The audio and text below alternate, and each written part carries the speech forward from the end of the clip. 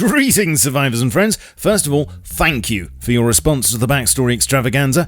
I had an incredible amount of supportive comments and likes, and this is exactly the sort of thing that makes the effort worthwhile and gives me the drive to do more. I did ask for your thoughts and comments, re my take on the Rust backstory, and you did not disappoint.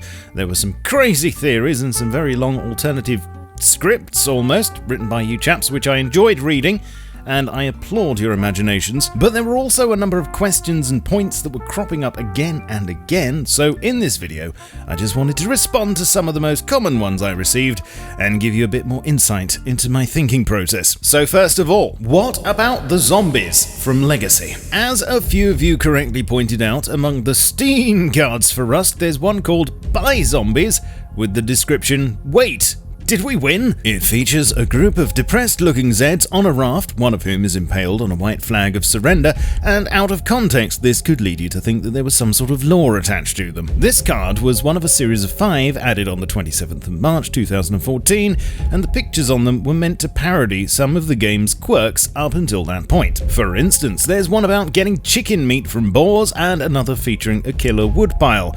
As I say though, this is all about context, and so it's important to see the big picture here. Right since the beginning, Facepunch have been very open about the fact that Rust started off as a DayZ clone, but obviously it's nothing like that now. After the initial early access release, zombies were only in the game for about 2 months before being removed completely in early 2014. According to Gary, although they loved DayZ, they realized they couldn't create a world on the same scale, and they also ended up hating zombies, so they opted for a smaller play area and eventually eradicated the undead altogether. So what does this mean for the lore? Well, although I'd say there's definitely some sort of backstory now, at the time when zombies were around, Rust was still very much finding its feet and hadn't decided exactly what it was going to be. Even when they were removed and replaced with rad bears and rad wolves, it was made clear that these too were only plugging a gap and would eventually be superseded by some other enemy, which I think we're actually seeing now in the scientists. For these reasons, I don't consider the zombies as being canon to the lore,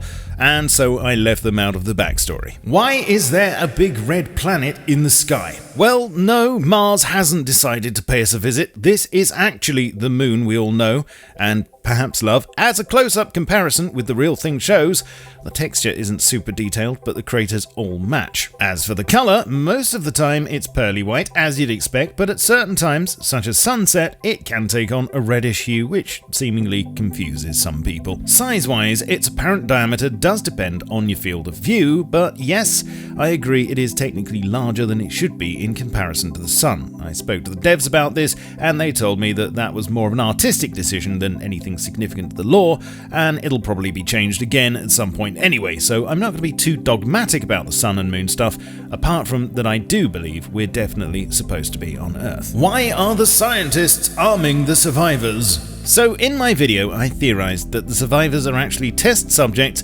being used by the scientists as human guinea pigs in order to discover the secrets of immortality that the island holds and to see how effective this would be in creating super soldiers for the military. I'd imagine they'd also want to see whether there were any limits to the regeneration phenomenon and how much of a person's memories are retained afterwards. Obviously, to study this sort of thing, you have to have the test subjects dying quite regularly, and although the scientists are having a good go at this, it seems that the easiest way to ensure it happens is to arm the survivors themselves. This does, of course, put the scientists at risk too, and as they're conducting research into the facilities as well, these are heavily guarded and regularly patrolled. There is, of course, still the issue of scientists getting murdered in-game, and this could be seen as an unnecessary risk, although something very intriguing was said when they were initially announced back in November 2015. Even their faces will be obscured, and behind their dirty visors, are they even human? I mean, maybe they're not. If the technology was available, then sending in a group of androids to deal with immortal psychos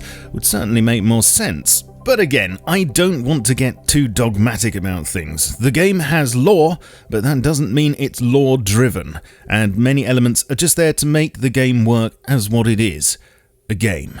But this explanation does make the most sense to me. What about the sperm kits, gas stations, and lost dog posters? Okay, so this wasn't all asked in a single question per se, but I've lumped them all together because I feel they're basically getting at the same thing. If, according to my theory, the scientists and staff on the island were living underground, why would they need sperm kits and gas stations, and who on earth lost a dog? In other words, how do you explain the non-work related above-ground stuff? Well, the island has a road network, there were a number of vehicles regularly traversing it, and these would need fuel, as would the people driving them. Also, you've got to remember that, according to my theory, they were mainly from the US, and living on a remote island, I'm sure they'd appreciate a few reminders of home here and there. Something that I invoked when explaining the sedans as a reward for their hard work from Dr. Newman. As for the doggo, he probably lived underground with everyone else, but one day someone left the door open and man's best friend saw his chance to escape and live with his wolf cousins. Boom! The survivors are actually the original scientists from the island. Funnily enough, I almost went with this theory, and it took me a long time to decide between it and the prisoner scenario. The thought of an experiment